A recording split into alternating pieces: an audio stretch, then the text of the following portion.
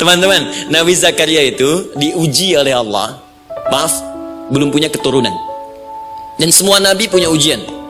Jadi jangankan kita, nabi aja yang jelas surganya punya ujian.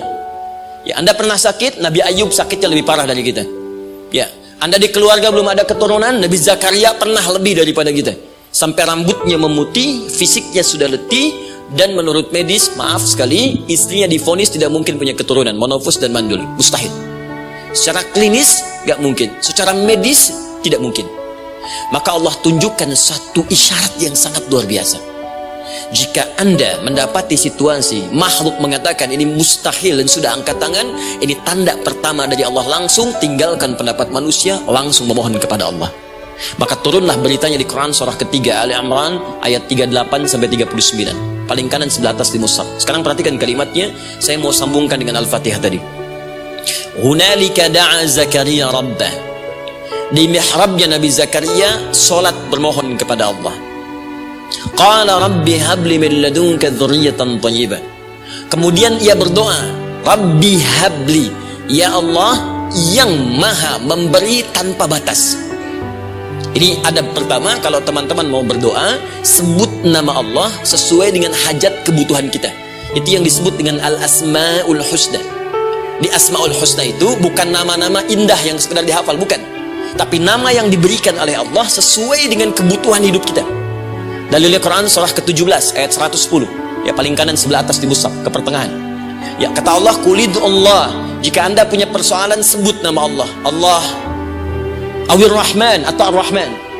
Ayyamma tad'u, tapi kalau Anda ingin spesifik meminta, falahul asma'ul husna. Pilih nama Allah. Ia punya nama-nama yang indah sesuai kebutuhan kita.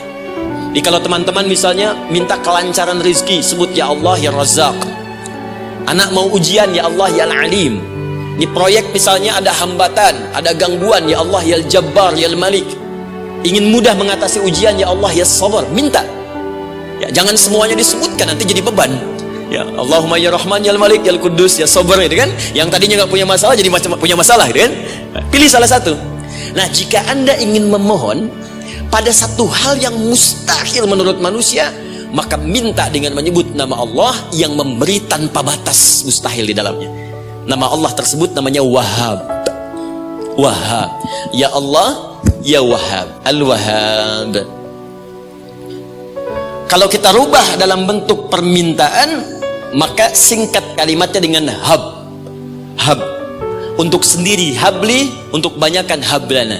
Rabbana hablana min azwajina wa dzurriyyatina qurrata a'yun. Nabi Zakaria minta karena sendiri yang mengalami situasi itu, maka beliau katakan, Rabbi habli, ya Allah habli min ladunka, ya Allah yang tak punya batas dalam pemberian. Mereka mengatakan aku tak akan punya keturunan. Mereka mengatakan mustahil aku punya anak. Dan aku yakin kau memberi batas tanpa memberikan pemberian tanpa batas. Aku mohon darimu saja, darimu saja, dzurriyyatan thayyibah, keturunan-keturunan terbaik. Innaka sami'ud du'a, engkau pasti mendengar doa saya. Kalau pada yang maha memohon saja, maha mendengar saja tidak mengabulkan, lantas kepada siapa lagi aku mesti minta? Tapi poinnya bukan itu. Poinnya adalah ini disampaikan oleh Nabi Zakaria dalam keadaan sedang sholat, masih berdiri dalam sholatnya. Dalam bahasa Arab berdiri disebut dengan qaimun, qaim, berdiri. Sedang sholat disebut dengan yusolli. Perhatikan ayat 39-nya. Fanadatul malaikatu wa huwa qaimun yusolli fil mihrab. Maka ketika doanya selesai dipanjatkan, sholatnya belum selesai.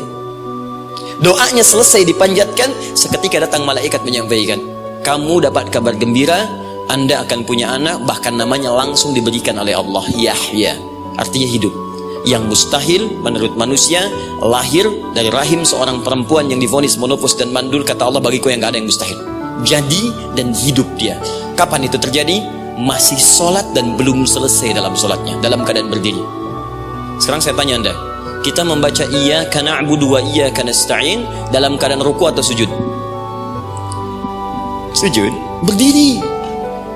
Berdiri teman-teman. Betul kan? Dalam keadaan berdiri saat baca Al-Fatihah. Iyyaka na'budu wa iyyaka. Saat kita mengatakan wa iyyaka nasta'in, Allah balik bertanya, apa yang kamu butuhkan?